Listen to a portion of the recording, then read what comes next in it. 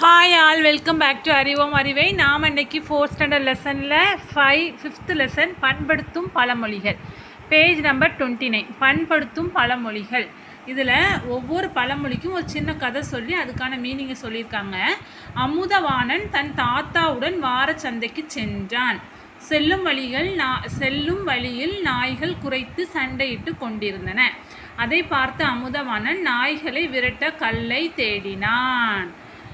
தாத்தா உடனே அவன்கிட்ட கேட்குறாரு, அமுதவானா என்ன தேடுகிறாய்? அமுதவாணன் நாயை கண்டால் கல்லை காணும் என்பதற்கேற்ப இந்த நாய்களை விரட்ட கல் கிடைக்கவில்லை தாத்தா அப்படின்னு சொல்கிறான். உடனே தாத்தா சொல்கிறாங்க, அந்த பழமொழிக்கு பொருள் வேறு அமுதவானா.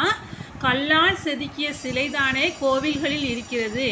அந்த சிலைகளை கல்லாக பார்த்தால் இறைவன் என்ற நாயகன் தெரிய மாட்டான். சிலையை நாயகனாக பார்த்தால் கல் தெரியாது. இதுதான் இந்த பழமொழியின் பொருள் அப்படின்னு சொல்கிறார்.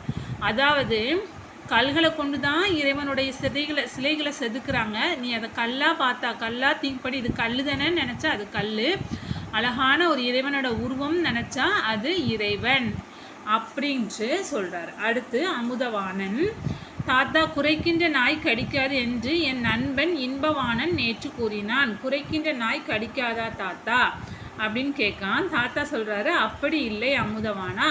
குறைக்கின்ற நாய் என்பது தவறு. குலைக்கின்ற நாய் கடிக்காது என்பதே சரியானது.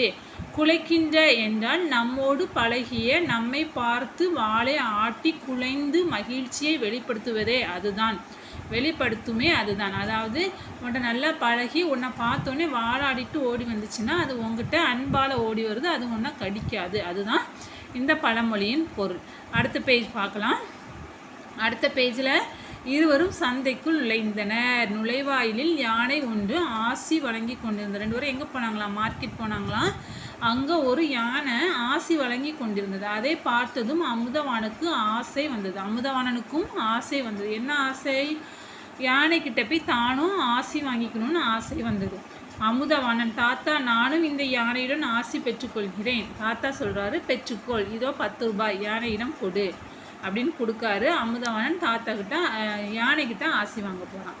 அமுதவாணன், தாத்தா அன்றொரு நாள் அம்மா அப்பாவிடம் கூறினார்களே, யானைக்கு ஒரு காலம் வந்தால் பூனைக்கு ஒரு காலம் வரும் என்று. அதற்கு பொருள் என்ன தாத்தா? அதுக்கு தாத்தா சொல்கிறாரு, யானை கிடையாது, அது ஆணை. அதை பிரித்து எழுதினால் ஆ ப்ளஸ் நெய், அதாவது பசுவின் நெய். பூனை கிடையாது, அது பூ ப்ளஸ் நெய். அதை பிரித்து எழுதினால் பூனை, அதாவது பூவில் ஊறும் தேன். அப்போ ஆணை என்பது பசுவில் ஊறும் தேனாகும், பூனை என்பது பூவிலிருந்து எடுக்கப்படும் தேனாகும் என்பதுதான் இதனோட பொருள். நாம் இளமையில் பசுநெய்யை விரும்பி உண்போம், வயதான முதுமையில் தேனோடு மருந்து கலந்து உண்போம். வயசான பிறகு மருந்து சாப்பிடும்போது தேனில் மிக்ஸ் பண்ணி கசப்பு தெரியாமல் இருக்கிறதுக்காக சாப்பிடுவோம். அதே போல் இளமையில் நெய்யை கலந்து சாப்பிடுவோம். சாப்பாடுலலாம், பருப்பு சாதத்துலலாம் என்ன கலந்து சாப்பிடுவோம்? நெய் கலந்து சாப்பிடுவோம். அதை தான் சொல்லியிருக்காங்க.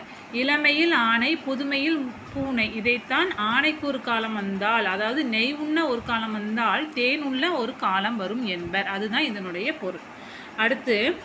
அடுத்து இருவரும் பேசிக்கொண்டே வீட்டிற்கு தேவையான காய்கறிகள் வாங்கினர். அமுதவாணன், தாத்தா எனக்கு விளையாட பந்தும் மட்டையும் வாங்கி தாருங்கள், அப்படியே பாப்பாவுக்கு பலூன்கள் வாங்கி கொள்ளலாம் அப்படின்னு சொல்கிறோம்.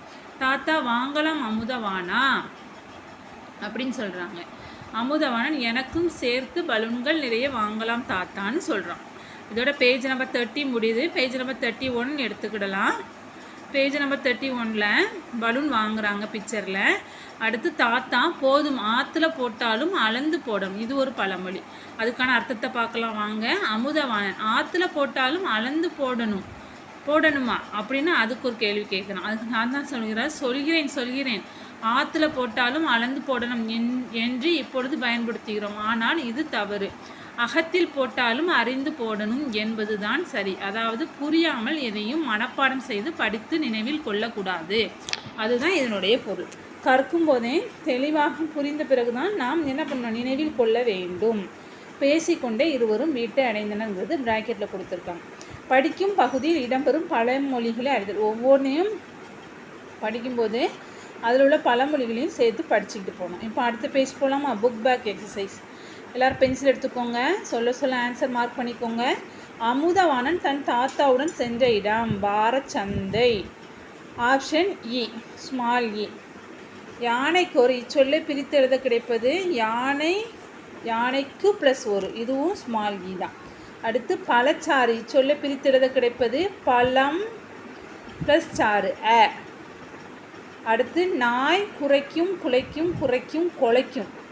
நம்ம இங்கே என்ன படித்தோம்? நாய் குறைக்கும், நாயோட சத்தத்தை என்ன சொல்லுவோம்? குறைத்தல்னு சொல்லுவோம். ஆசி இச்சொல்லின் பொருள், ஆசி இச்சொல்லின் பொருள் வாழ்த்து, ஆசி இச்சொல்லின் பொருள் வாழ்த்து. கீழ்காணும் சொற்களை சேர்த்து எழுதுக, கீழ்காணும் சொற்களை சேர்த்து எழுதுக. வாரம் கூட்டல் சந்தை வாரச்சந்தை. பழமை ப்ளஸ் மொழி பழமொழி. அடுத்து அமுதவாணன் யாரிடம் ஆசி வாங்கினான்? அமுதவாணன் யானையிடம் ஆசி வாங்கினான். ஆனை பூனை ஆகியவன எவற்றை குறிக்கின்றன? ஆனை என்பது பசுவின் நெய்யையும் பூனை என்பது பூவில் ஊறும் தேனையும் குறிக்கின்றன. ஆற்றில் போட்டாலும் அளந்து போடு பழமொழியின் பொருளை சொந்த நடையில் எழுதுக. எழுதலாமா? ஆற்றில் போட்டாலும் அளந்து போடு பழமொழியின் பொருள் அகத்தில் போட்டாலும் அறிந்து போடு. அதாவது மீனிங் தெரியாமல் எதையும் படிக்கக்கூடாது. அகத்தில் போட்டாலும் அளந்து போடு. அதாவது மனப்பாடம், எதையும் பொருள் அறியாமல் மனப்பாடம் செய்து மனதில் கொள்ளக்கூடாது. அதாவது எதனுடைய பொருளும் அறியாமல் மனதில் கொள்ளக்கூடாது என்பதே இப்பழமொழியின் பொருள் ஆகும். ஓகே, இந்த வீடியோ உங்கள் எல்லாருக்கும் யூஸ்ஃபுல்லாக இருந்திருக்கும் நம்புகிறேன். நீங்கள் என்னோடய அடுத்தடுத்த வீடியோ வரணுன்னா என்னோடய சேனலை சப்ஸ்கிரைப் பண்ணி வச்சுக்கோங்க. டாட்டா பாய்.